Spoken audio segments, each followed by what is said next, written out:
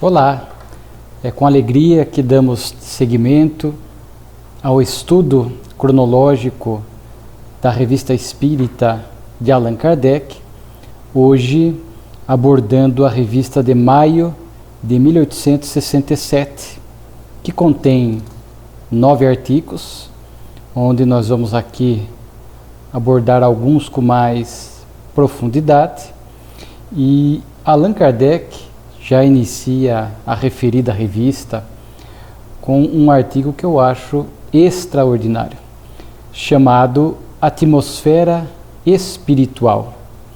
Essa é uma expressão muito feliz que Allan Kardec usa, né? A nossa atmosfera, o ambiente espiritual, fluídico, energético, vibratório em torno de nós.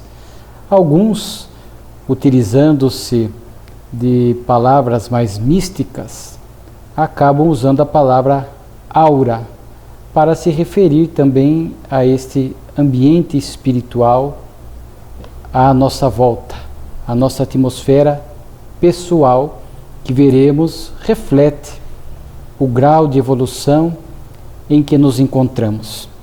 O artigo traz diversos conceitos importantes, e é importante anotar que, de posse desse conhecimento espírita amplo, profundo, inclusive no final deste artigo, Kardec vai falar a respeito disto,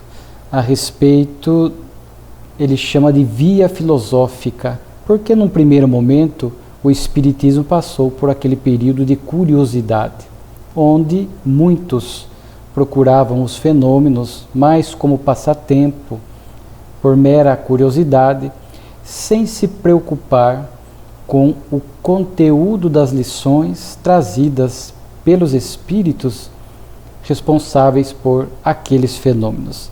Então Kardec fala que agora que o Espiritismo estava entrando no seu momento, no seu período filosófico, passado esse momento de curiosidade, as pessoas iriam se ater mais a esses conceitos, gerando profundas reflexões em suas vidas. O conhecimento espírita nos conclama a esse tipo de responsabilidade.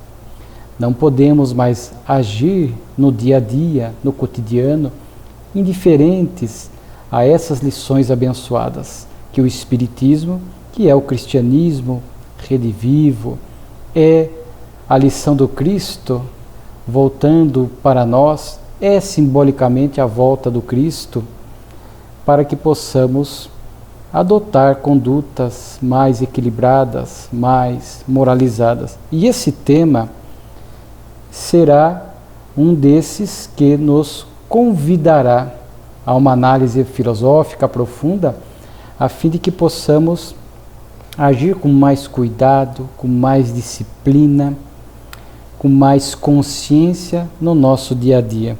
Porque Kardec, ao tratar do assunto atmosfera espiritual, ele começa primeiro falando desses espíritos à nossa volta, dessa população invisível, dessas testemunhas secretas das nossas ações e dos nossos pensamentos, diz Allan Kardec. Paulo de Tarso falava dessa nuvem de testemunhas. E Kardec fala que muitas vezes nos ambientes existem uma quantidade inumerável de espíritos. Kardec diz que muitas vezes os espíritos se referiram às reuniões espirituais que estavam acontecendo, acerca dessa quantidade de espíritos que ali estavam, eles diziam quantidades inumeráveis. Porque a questão aqui na Terra, nessa matéria bruta, nós temos um limite de ocupação num determinado ambiente. Mas Allan Kardec fala, em razão dessa permeabilidade, que é uma das propriedades do perispírito, os espíritos conseguem se agrupar sem os limites impeditivos da questão espaço que nós temos aqui na Terra. De forma que é muito comum na casa espírita alguns médiuns videntes, por exemplo, Numa reunião de estudo, numa palestra, numa reunião mediúnica, alguns médiuns conseguem registrar essa quantidade de dezenas, centenas, às vezes um ambiente de palestra, conforme se nota, às vezes, até milhares de espíritos ali acompanhando, se fazendo presente. E o que nós vamos perceber é que o espírito, portanto nós, mesmo os encarnados, porque somos espíritos imortais, momentaneamente no corpo, trazemos com a nossa presença a nossa atmosfera espiritual, a nossa irradiação fluídica, os nossos fluidos pessoais. Quando falamos fluidos, fluidos no plural, né, é importante nós termos aqui essa noção que nós temos, já estudamos isso em outros itens da revista, nós temos o nosso fluido perispiritual, que não é apenas um, mas são vários, porque o perispírito se divide em vários corpos. Existe a parte do nosso corpo mental, o próprio espírito em si mesmo, de forma que de nós, espíritos imortais, parte essa irradiação composta de variados fluidos que irão produzir um impacto no meio onde nós estamos, afetando o ambiente, afetando as pessoas. Quando nós pensamos, por exemplo, num processo obsessivo, nós muitas vezes achamos que o espírito obsessor está trazendo apenas uma ideia, um mau pensamento, tentando induzir a pessoa para um caminho equivocado. Isso ocorre, mas o processo obsessivo não se limita a esta ação meramente intelectual, porquanto, quando há este vínculo entre o encarnado e o obsessor, nós sabemos que há troca fluídica.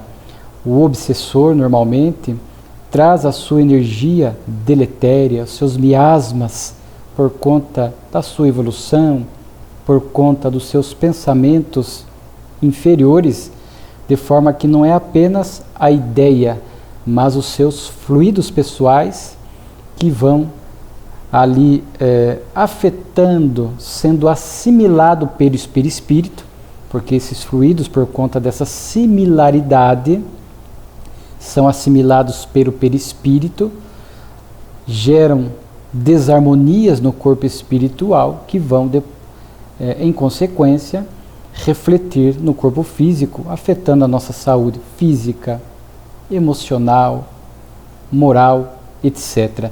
Então, quando Kardec começa falando desse assunto, isso já nos leva para esse tipo de abordagem, para esse tipo de enfoque, de forma que Kardec vai falar aqui do ambiente saturado, do ar saturado do ambiente, mas nós estamos falando aqui mais de uma ecologia espiritual, mental. Muitas vezes estamos acostumados apenas à ecologia material, que deve ser levado em conta. Nós temos que cuidar do ambiente ou dos ambientes materiais que o planeta Terra nos propicia, a natureza, os bosques, os riachos, os oceanos, a biodiversidade da natureza, a poluição das indústrias, dos veículos, tudo isso afetando a nossa ecologia, saturando muitas vezes a qualidade, saturando o ar, tornando a qualidade do nosso ar prejudicial à nossa saúde. O espírito Camilo, benfeitor do nosso querido Raul Teixeira, na obra Educação e Vivências, logo nos 3 primeiros capítulos da obra, vai fazer essa abordagem desta ecologia da vida física, mas vai avançar também para esta ecologia espiritual, de forma que nós temos que tomar muito cuidado, porque os ambientes, por conta das pessoas que ali se agrupam, que ali estão, se saturam destes bons ou maus fluidos, de acordo com o grupo, de acordo com o pensamento, de acordo com aquilo que predomina. Kardec chega até a falar, se os maus pensamentos forem minoria, não impedirão que os bons fluidos ali beneficiem o ambiente. Agora, se o mau pensamento for maioria, ficará ali um ambiente pestilento, adoecido do ponto de vista fluídico, de forma que, se alguém ali está, se é um ambiente de trabalho, por exemplo, e nós entramos em sintonia, ficamos receptivos, o nosso corpo espiritual naturalmente assimila esses fluidos, afetando o nosso humor, a nossa emoção, a nossa saúde, conforme nós estamos falando. E para não entrar em sintonia, nós temos que estar relativamente equilibrados. Os bons pensamentos, a boa conduta, procurando ser útil, porque se nós estamos em sentido oposto, pessimistas, praguejando a vida, reclamando de tudo, o ciúme, o pensamento na área do sexo desregrado, enfim, tudo isso nos coloca numa situação de sintonia com os fluidos pestilentos de um ambiente ou mesmo de uma pessoa, porque nós, ao entrarmos em sintonia com os maus fluidos, isso representa que nós também estamos com a nossa atmosfera espiritual, a nossa atmosfera fluídica de má qualidade. Também estamos colaborando para a saturação negativa daqueles fluidos ali ambientes. Então isto se dá em nível coletivo, ambientes, também em nível individual, seja de encarnado com encarnado, quando nós encontramos alguém, vai haver o que nós poderíamos chamar de uma interação fluídica. Ou quando desencarnado para encarnado, e vice-versa, estamos em permanente interação fluídica. Somos antenas transceptoras, emitindo, recebendo ondas mentais e ao mesmo tempo emitindo os nossos fluidos pessoais e ao mesmo tempo assimilando de acordo com o que nós aqui mencionamos, a lei de sintonia. Kardec faz uma observação bastante interessante quando ele fala do grau de sensibilidade de algumas pessoas. Sim, há algumas pessoas dotadas de uma sensibilidade mediúnica maior, né, por conta do organismo, etc. E a pessoa, quando encontra alguém, quando adentra um ambiente, algumas conseguem perceber que o ambiente fluidicamente não está bom. A pessoa entra, sente algo ruim, sente às vezes inicialmente um mal-estar, um impacto fluídico, percebe que o ambiente não está bem. Daí, o ideal é não entrarmos em sintonia. Mas não entrar em sintonia não se improvisa. Construir uma vibração melhor, a ponto de não nos permitir assimilar estes maus fluidos, é algo que é trabalhado gradativamente em nosso dia a dia. Educação dos sentimentos, mudança comportamental, bons diálogos, leituras mais equilibradas, aquilo que assistimos. Então, Kardec vai falar, tudo isto passa pelo nosso melhoramento moral. Por isso que eu disse no início, o quanto o conhecimento espírita amplia a nossa percepção para questões que nós não estamos imaginando, não dando muito valor. Quantas vezes não adoecemos por conta de estarmos assimilando esses fluidos de má qualidade? E muitas vezes estamos mais preocupados com a alimentação física, o alimento que ingerimos. E muitas vezes estará mais relacionado aos fluidos que nós estamos assimilando do que necessariamente com a nossa alimentação. Ou podem coexistir ambas as situações. Então notem como tem a ver com a nossa saúde. com os nossos hábitos, com as questões fluídicas. Nesta época de pandemia que tivemos mais grave, ainda estamos em pandemia, mas menos grave, da Covid-19, nós ficamos preocupados no ambiente onde nós estávamos, o contato material, contato físico com mesas, com objetos, com outras pessoas, fizemos o uso da máscara, a higiene com álcool em gel, tudo para evitar essa contaminação por esse vírus da Covid. Mas com a doutrina espírita, agora nós estamos atentos que além desses cuidados, nós temos que ter o cuidado do campo mental, do campo moral, a sintonia, porque os ambientes estão saturados. Ao encontrar alguém, há uma interação fluídica, de forma que nós temos que estar sempre preocupados. O que nós vamos levar no ambiente em que estamos? O que deixaremos lá?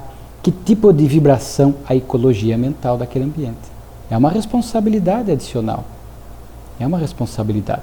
E às vezes frequentamos ambientes hostis, principalmente os ambientes profissionais ou determinados lares.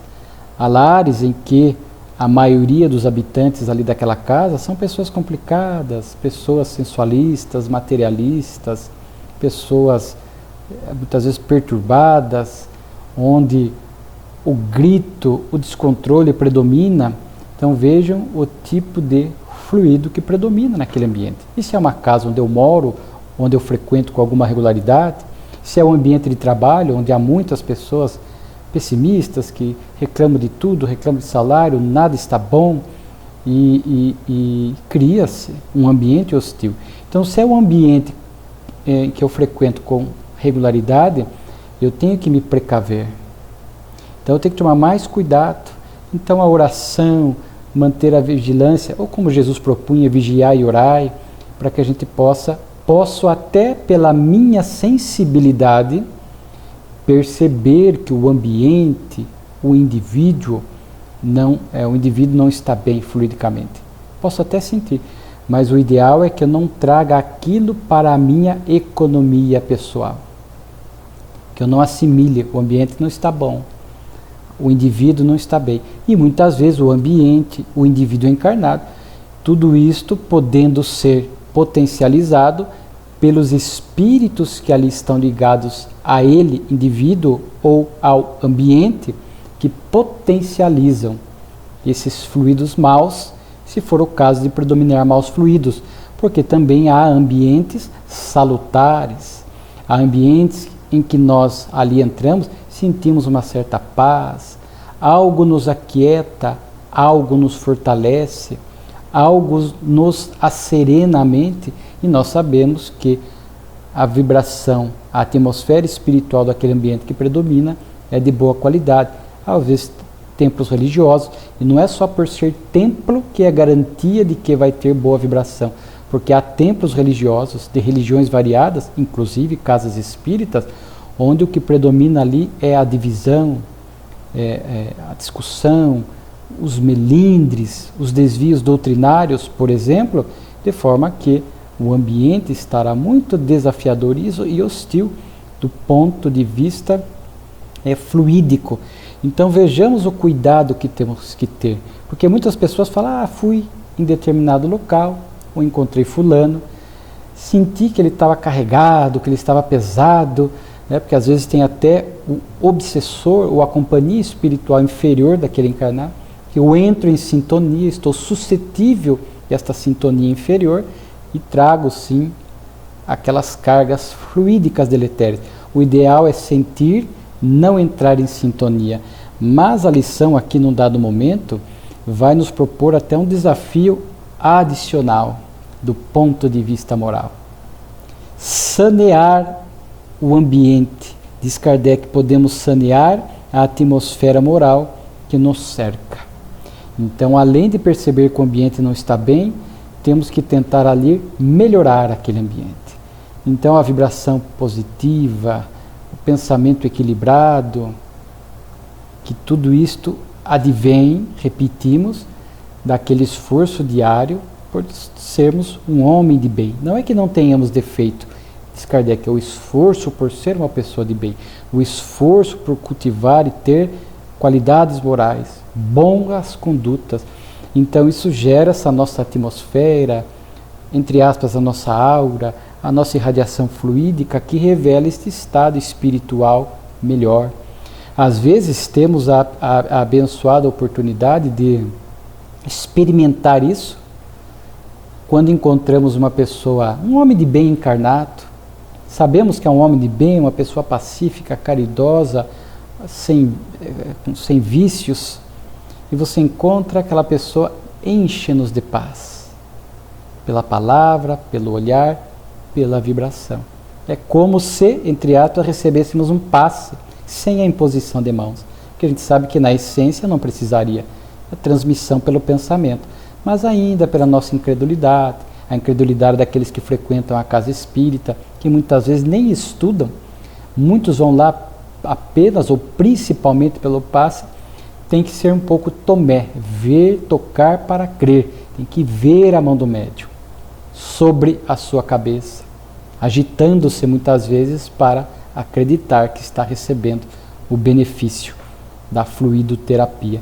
Então às vezes encontramos uma pessoa assim, é um passe, a gente se refaz, se reequilibra, daí nós temos que, ou às vezes o ambiente onde vamos, e só que depois que recebemos esta dose de energia do ambiente positivo, da pessoa equilibrada, temos que sustentar. Porque se eu encontro a pessoa, se eu vou num ambiente positivo, um templo religioso, e ali assimilo estas boas vibrações, aquilo me faz bem, mas eu saio dali, já vou me encharcar com álcool, o pensamento leviano na área da sexualidade, as conversas chulas, o palavreado desequilibrado, os pensamentos perturbados em que acalentamos, naturalmente que estas boas vibrações dispersam-se muito rapidamente do nosso corpo espiritual, muitas vezes produzindo pouco ou quase nenhum efeito físico, porque nós nem sequer demos tempo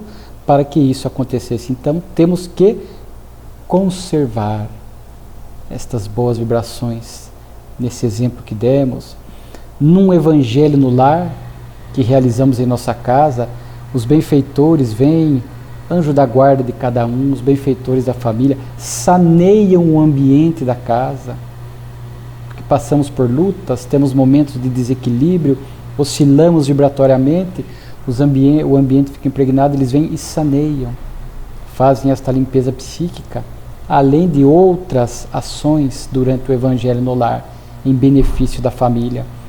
E de forma que temos que manter esta asepsia fluídica que os benfeitores ali produziram, nos esforçando para evitar discussões, nos esforçando para melhorar o que vemos, o que assistimos, o que conversamos, a leitura que fazemos, enfim, veja o quanto esta lição ela é ampla, tem um alcance quase que ilimitado nas ocorrências, nas situações da nossa vida, e esse desafio por sanear. Ah, mas às vezes o ambiente é muito hostil, lá no meu local de trabalho somos poucos, ou apenas eu que tento levar uma boa vibração, não vou conseguir sanear. Ok, se nós não conseguimos sanear, vamos tentar minimizar os efeitos desse ambiente hostil e, ao menos, nós não entrarmos em sintonia, para que aquilo não nos adoeça. Então, reconhecemos que ainda a humanidade, predominando os instintos primários, predominando o ter, o orgulho, a aquisição material, os pensamentos ainda perturbados, é claro que a vibração coletiva que predomina é de má qualidade. Inclusive os espíritos falam desta vibração em torno do planeta, que é o reflexo daquilo que a maioria pensa, é uma vibração ainda muito densa, a vibração da Terra. Os espíritos narram em obra a dificuldade de quando eles volitam das regiões superiores ou intermediárias para a Terra e vão chegando aqui nas regiões umbralinas que estão ao redor do planeta, que emanam da mente dos encarnados e dos desencarnados. Eles falam da dificuldade, sentem o ar mais pesado, o ambiente hostil, mas espíritos equilibrados que são nessas visitas, naturalmente que não se contaminam e procuram, à medida que visitam essas regiões, procuram ajudar, conforme nós falamos aqui, nesse saneamento do ambiente. Então veja só a nossa preocupação das pessoas que nós vamos encontrar, dos ambientes. Muitas vezes quem participa de reunião mediúnica e recebe a psicofonia, por exemplo, de um espírito elevado, trazendo uma instrução, nós, da mesma forma como citamos a obsessão, captamos a ideia do benfeitor, transmitimos, mas também temos a possibilidade de registrar estas boas vibrações, que não são nossas. A gente sente um bem-estar no momento da psicofonia, não deixa de ser para nós um estímulo para a nossa melhoria espiritual, para que um dia aquela boa vibração seja nossa e nós possamos ser esses que melhoram os ambientes, melhoram as pessoas, saneiam. E às vezes nós vamos até conscientemente, temos que fazer isso conscientemente. Ao encontrar uma pessoa perturbada, mentalmente a gente medita, ora, reflete e tenta direcionar a ela o nosso bom pensamento e, por consequência, as nossas boas vibrações. Então transitamos no mundo ou pelo mundo com mais consciência, com mais responsabilidade. Nesta época de transição, até Kardec fala, melhorando-se a humanidade, verá depurar-se a atmosfera fluídica em cujo meio vive. Nesta época de transição, sabemos que também haverá uma melhora fluídica da Terra, por isso que logo mais os maus que se comprazem no mal já não terão mais ambiente fluídico para que aqui permaneçam. Os raios solares têm um impacto nisso, na melhoria vibratória do planeta. O Sol tem esta capacidade de limpeza psíquica, né, dos ambientes. Nós sabemos que às vezes também as chuvas, as descargas elétricas produzem, os trovões, relâmpagos, vão promovendo esta limpeza psíquica, porque se não houvesse essas medidas saneadoras da natureza, que em última instância provém da divindade, imaginemos se nós ficássemos apenas acumulando más vibrações nos ambientes, no planeta. Chegaria um momento, talvez, que a vida física aqui ficasse insustentável, se não fosse pelo saneamento dos bons, a vibração dos bons e estas ações da natureza, o sol, a chuva, que vão promovendo essas limpezas conforme nós estamos aqui falando. Por isso Jesus recomendava: brilhai a vossa luz. Está no Sermão do Monte. Por isso temos que essa fala do Cristo também se aplica a esse tema, porque brilhar a nossa luz simboliza também esta aura, esta irradiação fluídica, essa atmosfera espiritual mais luminosa, mais radiante, mais vivificante, que produz benefícios no meio para os indivíduos. Então, este compromisso nosso, através do melhoramento moral, levar um pouco da nossa luz também aos ambientes. E eu recomendo, aqui apenas a título de citação, sempre o estudo do capítulo 14, a segunda parte da obra Gênese, quando Kardec vai estudar a questão dos fluidos.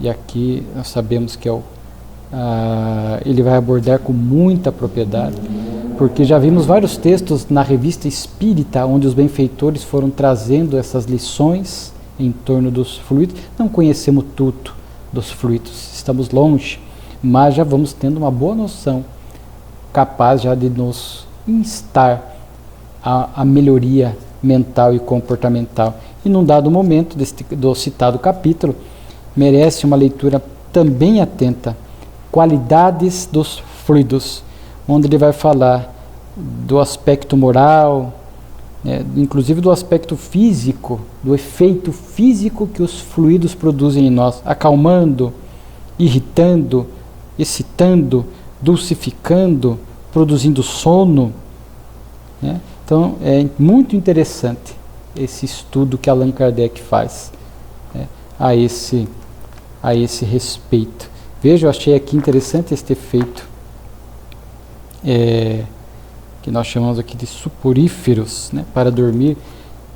Muitas vezes, para tirar a atenção da pessoa do estudo, da palestra, há esses intercâmbios obsessivos e esses fluidos produzem este adormecimento. Muitas vezes é o próprio desinteresse da pessoa, não necessita nem dessa ação espiritual. Muitas vezes é cansaço físico. A pessoa senta, relaxa e adormece. Deve procurar descansar um pouco em casa para evitar o sono durante o estudo, o trabalho mediúnico, etc. E aproveitando aquele momento para colaborar, para aprender. Então, enfim, esse aqui é um tema bastante amplo.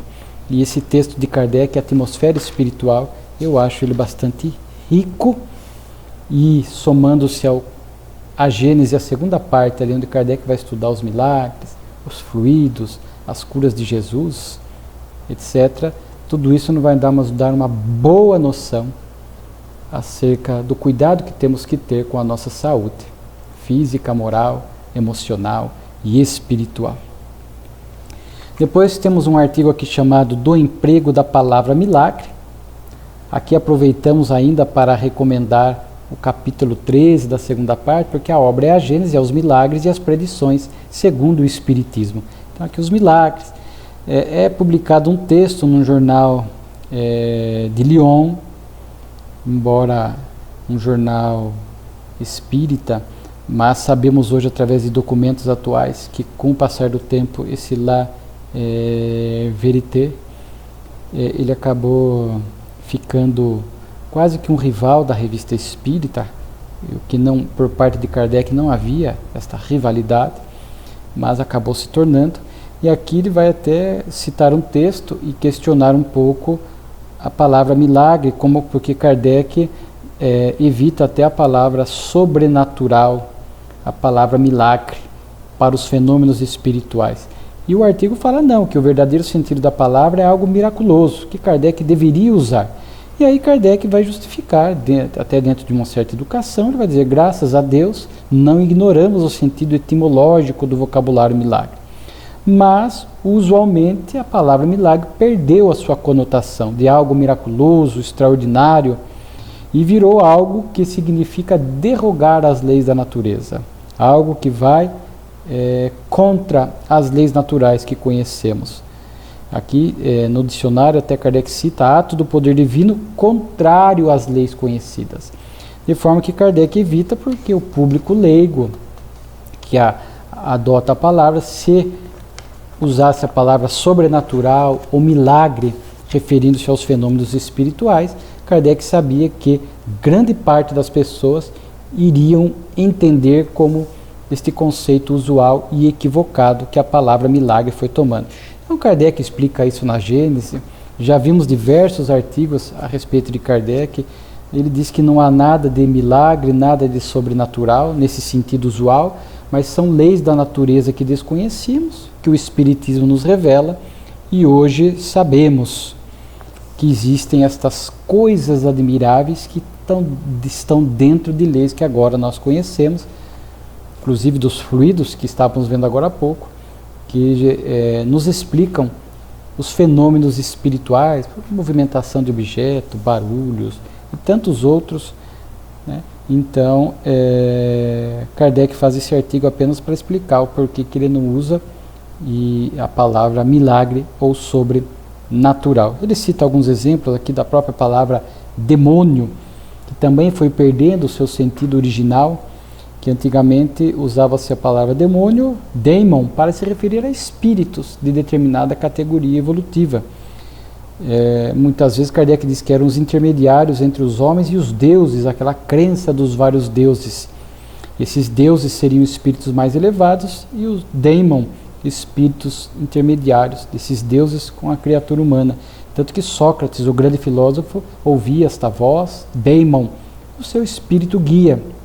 Mas depois, com o passar do tempo, a palavra acabou tomando uma conotação negativa, demônios, utilizando-se para se referir a esses espíritos inferiores, os anjos decaídos, que nós, no Espiritismo, não aceitamos esta abordagem.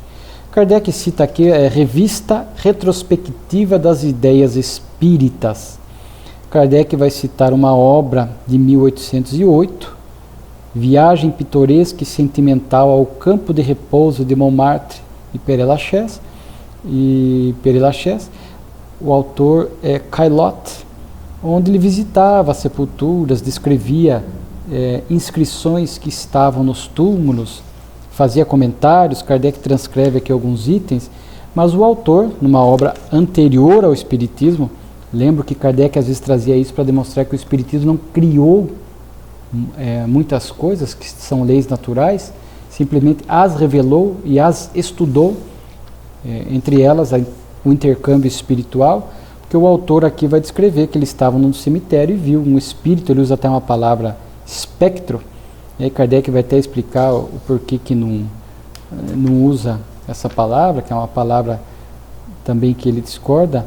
Um espírito se aproxima desse autor e estabelece com ele um diálogo.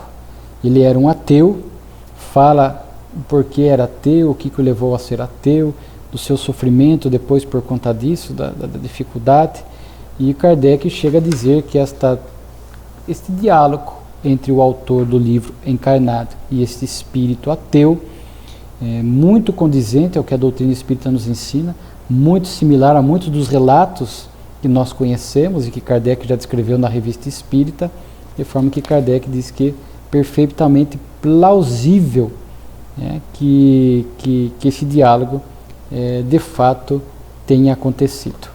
Depois, uma expiação terrestre, mais uma daquelas histórias reais para entendermos a justiça divina. O jovem Francisco era um menino de 12 anos de idade, que desencarnou com esta idade e há 9 anos, portanto desde os 3 anos de idade, foi atingido de uma paralisia, de uma hidropsia. São esses acúmulos de líquidos nos tecidos e em certas cavidades do organismo, gerando até uma certa putrefação. E ele vai falar aqui, a respeito disso, vai falar que somente a reencarnação nos explica essa justiça divina. E uma particularidade da história é que o menino, até os 3 anos, com a saúde normal, foi com o nascimento de uma irmã que coincidiu com o aparecimento da doença, e ele tinha uma certa repulsa por essa irmã. Era até um sentimento meio ambíguo, porque ele tinha uma repulsa, mas de alguma forma sentia que isso era injusto e que muitas vezes o menino, o jovem Francisco, até a protegia. Então dentro dele existia esta dubiedade de sentimento de proteção, mas em outros momentos de antipatia, mas ele sabia que isto era injusto, né? Então de onde também podia provir, diz aqui Kardec, esta repulsa por um ser inofensivo, uma irmã mais nova. O menino foi evocado e naturalmente que ele veio explicar que ele trazia este débito, esta expiação de uma vida anterior, usando ainda expressões talvez da sua crença religiosa predominante de muitas vidas. Assim, pequei, porque sou assassino. Então nós vamos ver pelo seu relato aqui, matei, mas matei lentamente, fazendo sofrer um ser que eu detestava. Sim, detestava esta criança que julgava não me pertencer. De forma que ele vai, portanto, falar deste crime que ele praticou e que a lei de Deus agora na atual reencarnação trouxe a vítima para o seu seio familiar. E vejam só que interessante, foi com o nascimento dela que desencadeou, que deu start à expiação. Claro que isso já estava previsto no planejamento reencarnatório, já estava tudo isso é, digamos assim, registrado em seu perispírito, porque quantas vezes a doença surge de uma para outra hora? Naturalmente que a matriz está neste modelo organizador biológico, então já havia este planejamento, a matriz já estava ali no perispírito, com o nascimento da menina, e certamente isto acionou nele o desencadeamento da doença. Então ele vai falar disso, desta expiação, para que nós pudéssemos entender a justiça divina. Ele vai falar, ele usa até a mesma expressão, né? Deus me perdoou minha falta. Sabemos que Deus não perdoa, não apaga simplesmente o nosso débito, mas nos dá a oportunidade de refazer o caminho, retificar o erro. Este é o processo pedagógico de Deus que revela o seu inesgotável, infinito amor pelos seus filhos. Ele fala de estar sofrendo no mundo espiritual antes da reencarnação, porque já estudamos aqui prova e expiação e sabemos que as expiações e as provas prosseguem na vida espiritual. Então ele já estava em expiação por conta do delito cometido, e aí ele veio para o corpo dando continuidade a essa expiação. Num dado momento ele vai falar que era um começo de reparação, né? Então ele agradece aos pais, né? E ele fala que foram bons pais, era uma provação para os pais que consentem de receber esse espírito, a menina, podendo muitas vezes estarem até conectados a esse passado, indireta ou diretamente, de forma que bons pais numa situação dessa, a gente sabe que são quando os pais estão com filhos nessa situação, com essas doenças graves, como o caso aqui do jovem Francisco, a importância dos pais envolver o filho, a filha, em vibração de ternura, de resignação, de aceitação, sem revolta, a fim de que este clima espiritual favorável, de alguma forma possa servir também de alento para aquele espírito que está passando por esta rude expiação. Então são expiações as mais variadas e temos visto pais e mães, muitas vezes devotados, dando conta da sua provação e auxiliando o filho ou a filha a passar por essas expiações dolorosas. Então aqui através do relato do Espírito nós entendemos. E é interessante que no final é dirigida algumas perguntas ao guia do médium para trazer, já vimos isso outras vezes, e isso é belíssimo, trazer os benfeitores trazendo complementos, instruções complementares para o nosso aprendizado. E diz assim: sofrer no mundo ou no outro é sempre sofrer, e se sofre tanto tempo até que a reabilitação seja completa. Isto que ele sofre na terra não é nada em comparação ao que já suportou no mundo dos espíritos, porque há sofrimento corporal e há sofrimento espiritual. Então que ele veio aqui para a terra assim como complemento da expiação.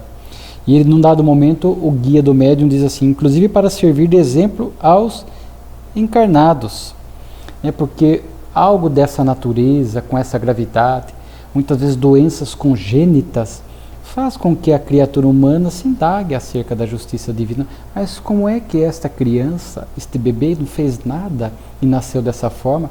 É uma forma de, gradativamente, fazendo com que as pessoas comecem a refletir sobre a justiça divina e possam, cedo ou tarde, entender a reencarnação, a lei das múltiplas vidas. Aí o Espírito ainda fala outro ponto desse sofrimento corporal. Por que não se expia só no mundo espiritual? Porque há expiação no corpo. Ele diz também uma oportunidade para os encarnados exercitarem a caridade entre si. Porque uma situação penosa como esta, uma expiação dolorosa como esta e outras, tem que despertar no próximo este sentimento de solidariedade. O espírita jamais deve permanecer frio diante dessa situação. Alguns afirmando, não é lei da expiação, ele merece. Não. Mas a lei de amor justiça e caridade também é uma lei divina, são leis divinas. Então, junto com a lei de justiça, tem a lei de amor, que é a maior de todas, está acima de todas. Então, temos que exercer a solidariedade, sempre estender a mão, sempre fazer o máximo para atenuar a dor do outro, jamais usando esta é uma expiação, até porque nós não sabemos o quanto, o tamanho, até quando perdurará essa expiação. E muitas vezes, quando o espírito reencarna para a expiação, muitas vezes vem de forma voluntária, outras vezes de forma compulsória, mas de forma voluntária, muitas vezes, sabendo que contará com muita ajuda, com muita solidariedade aqui na Terra. Então é muito importante. Esta observação que o benfeitor faz aqui é muito interessante, porque vemos que a expiação também está trabalhando na criatura humana, solidariedade, sensibilizar-se com a dor do outro, tentar minimizar, fazer ao máximo, até porque é uma oportunidade para este exercício desta lei maior, a lei de amor. E o Espírito ainda fala para os pais, era uma grande prova, conforme nós já mencionamos. O outro artigo aqui é uma continuidade de um artigo que vimos no mês anterior, abril de 67, Galileu, quando fizemos a gravação, o estudo de abril de 67, nós já pudemos nos aprofundar muito nessa questão de Galileu, que era um drama poético do senhor Ponsard. Aqui Kardec, inclusive, também vai citar Copérnico, que já tinha, segundo consta aqui, já tinha antecipado algumas coisas. Galileu comprovou a ideia de Copérnico, através de cálculos e tudo mais, mas Copérnico já nos apresentava esse Sol como centro e os planetas orbitando em torno.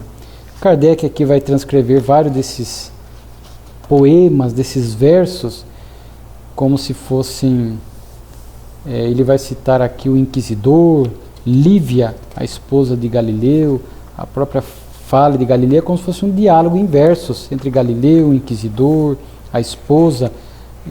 É longo, vale a pena e de fato é bastante interessante, porque conforme vimos, vai nos remeter a esta uma das premissas, um dos pontos fundamentais da doutrina espírita, que é a pluralidade dos mundos habitados. Também, retomando um artigo de março de 67, de uma revista anterior, a obra Lumen, de Camille Flammarion.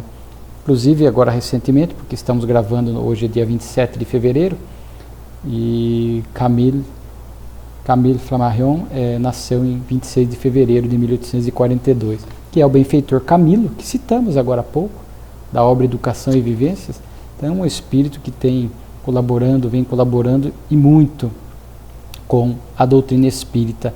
Então, aqui Kardec cita e continua transcrevendo alguns trechos da obra, que, lembrando, é um diálogo hipotético, criado pelo autor, entre Sitiens, que é o encarnado, e Lumen, o espírito desse amigo, onde Camille cria esse diálogo, onde o espírito aqui, Lumen, vai falando das coisas da vida espiritual, inclusive referindo-se a outros mundos, e fica um diálogo bastante instrutivo para que o leitor possa entender alguns dos pontos que a doutrina espírita nos ensina. Então, Kardec enaltece aqui, mas registra que não devemos perder de vista que a história é uma hipótese.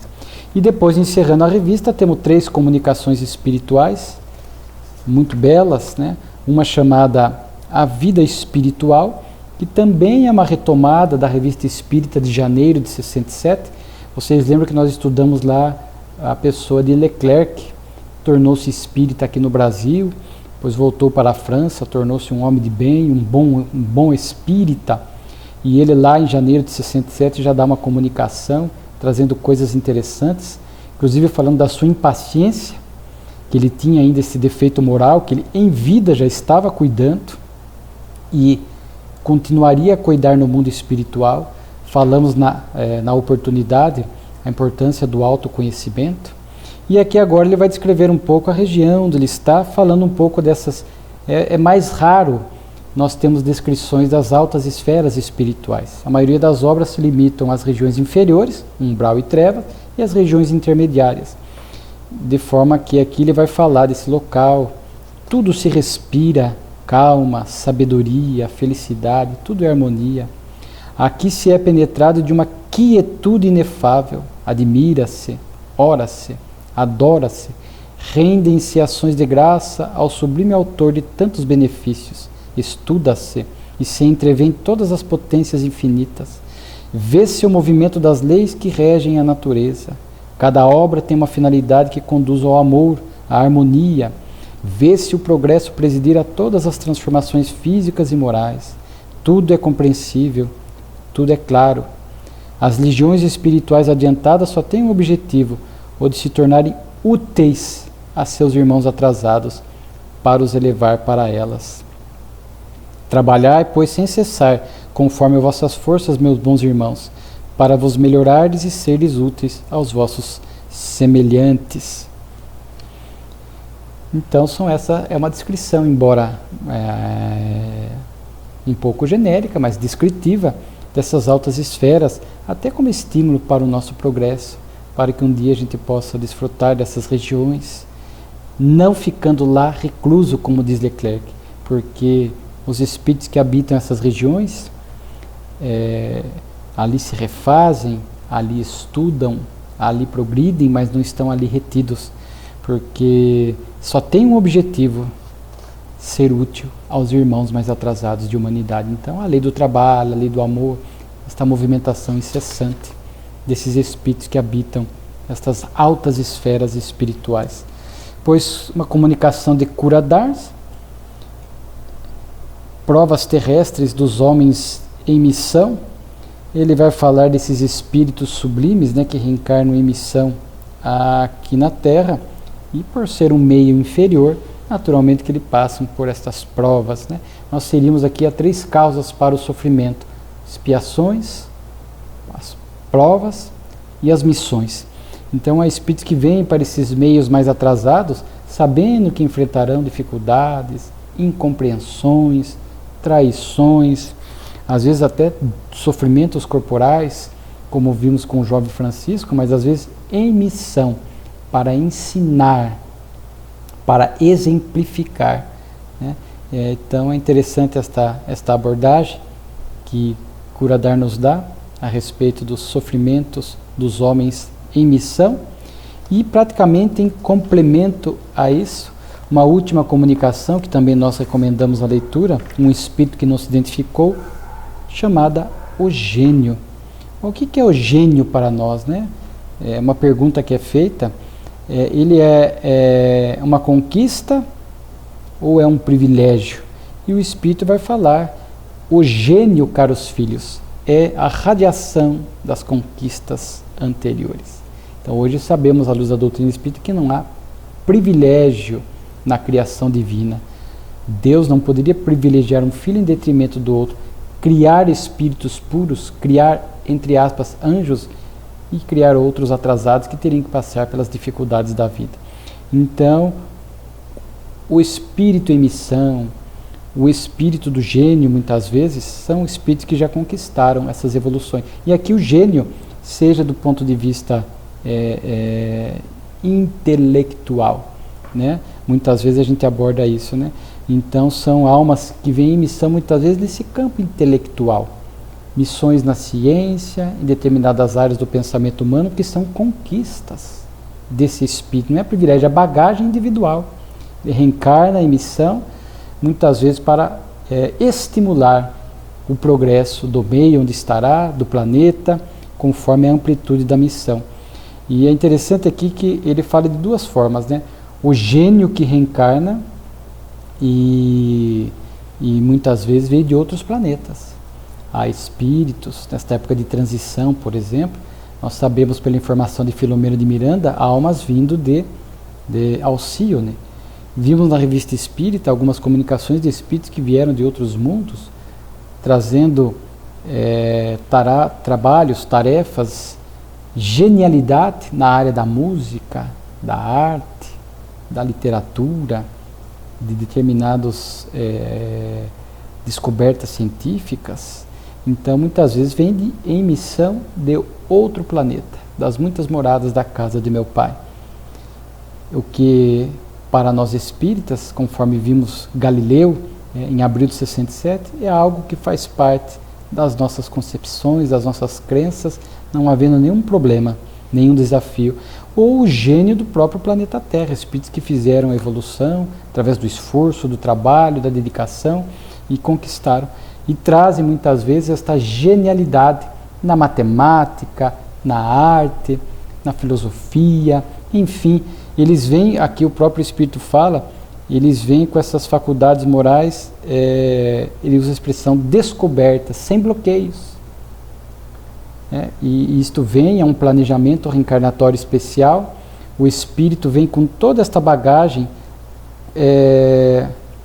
digamos assim, aberta, sem estar bloqueada. E às vezes desde criança, desde a tenridade, vai manifestando já esta genialidade em determinadas áreas do conhecimento humano que impressionam. Para quê? Para que também a gente possa refletir sobre reencarnação. Então, em muitos desses acontecimentos, nós poderíamos dizer que tem muitas implicações, muitas consequências evolutivas para a criatura humana, para a coletividade. Quando vemos uma criança de 5 anos dominando a matemática, dominando geometria espacial, dominando questões complexas de matemática, de física, compondo, tocando instrumentos musicais de uma forma que impressiona a genialidade, então eles vêm com isto aflorado. O corpo físico não se constituindo em bloqueio para essas aptidões da alma, porque eles vêm com esse propósito de fazer a humanidade refletir sobre a reencarnação.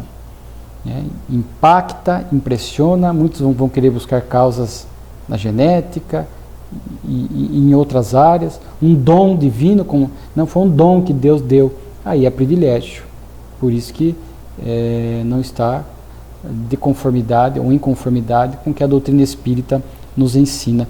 Então é uma comunicação também bem interessante para a gente refletir sobre essa questão da genialidade, porque muitas vezes vem bloqueado, no geral vem bloqueado determinados conhecimentos, até para que nós possamos evoluir em outras áreas. Porque se eu venho sempre desbloqueado, sempre vou procurar essas áreas que eu tenho facilidade. Se eu sou um gênio da matemática e venho com isso descoberto, como foi dito aqui, eu vou procurar desenvolver, ou melhor, vou procurar dar vazão a esta aptidão que eu já tenho, a este gosto desta área que eu já tenho facilidade. Então muitas vezes vem bloqueado, faz parte, até para que a gente possa buscar outras áreas de conhecimento, para que possamos promover este progresso intenso e amplo na área intelecto-moral. Este é o objetivo da vida, de forma que o conhecimento espírita se torna para nós numa bênção, para entendermos todas essas questões. Vimos esta revista de maio de 67, quantas coisas para nós entendermos à luz daquilo que a doutrina espírita nos revela acerca dessas leis divinas que, conhecendo ou não, regem a nossa vida na Terra, no corpo e fora do corpo, na dimensão espiritual, que é o nosso verdadeiro habitat, o nosso verdadeiro lar. Então, mais uma revista grandiosa, trazendo para nós profundas e úteis reflexões.